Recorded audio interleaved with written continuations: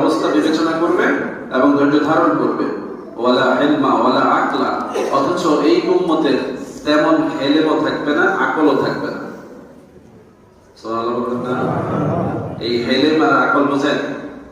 আকল হচ্ছে জ্ঞান বুদ্ধি, চালাকি যেটা বলি আমরা, এরা তো চালাক হবে না, কি হবে না, এদের দুনিয়াবে এত বেশি বিচক্ষণতা থাকবে না।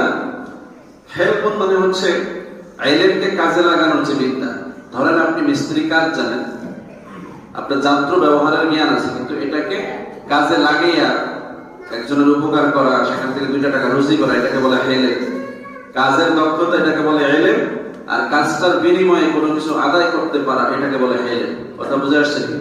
এখন ইলম আছে, ইলম নাই, কোনো লাভ হইব? কাজ জানে, কাজ করে না, তাহলে কোনো লাভ হবে?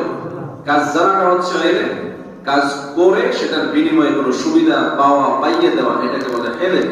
আল্লাহ বলছেন এদের কোনো ইলমও থাকবে না, আকলও থাকবে না। আকল আর ইলম এক জিনিস না।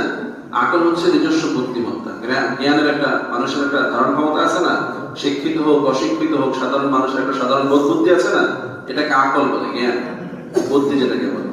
তো রাসূলুল্লাহ সাল্লাল্লাহু আলাইহি ওয়াসাল্লাম এই কথা আমাদের জানাচ্ছেন। তখন ঈসা বলছেন, ফাকালা ইয়া রাব্বি কাইফা ইয়াকুনু হাযা, এটা কিভাবে সম্ভব হবে? ইলমও নাই, আকলও নাই, এই মানুষগুলো কিভাবে এইভাবে দায়িত্বশীল আচরণ করবে?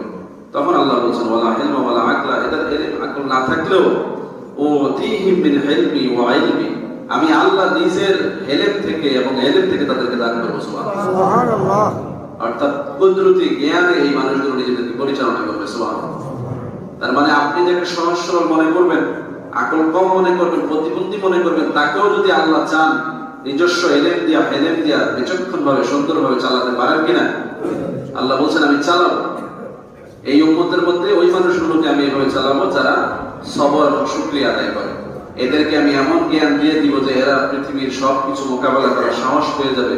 এদেরকে আমি এমন ভাবে পরিচালনা করবো যে লোকে দেখবে এদের কোনো ক্ষমতা নাই, পাওয়ার নাই, লোকবল নাই, কিন্তু এদেরকে আমি এমন ভাবে পরিচালনা করবো যে এরা পাওয়ারফুল হয়ে যাবে। ক্ষমতাটা কার? এরকম মানুষ আছে না নাই? আল্লাহ ওয়ালা লোকেরা এরকমই। আল্লাহ ওয়ালা লোকেরা ক্যাডার পালে না, গুন্ডা পালে না, সন্ত্রাসী পালে না, রাজনীতি করে না, তারা কি করে না, অত হ্যারাসমেন্ট করে চলে না, কিন্তু তাদের হয়ে যায়, হয় কিনা?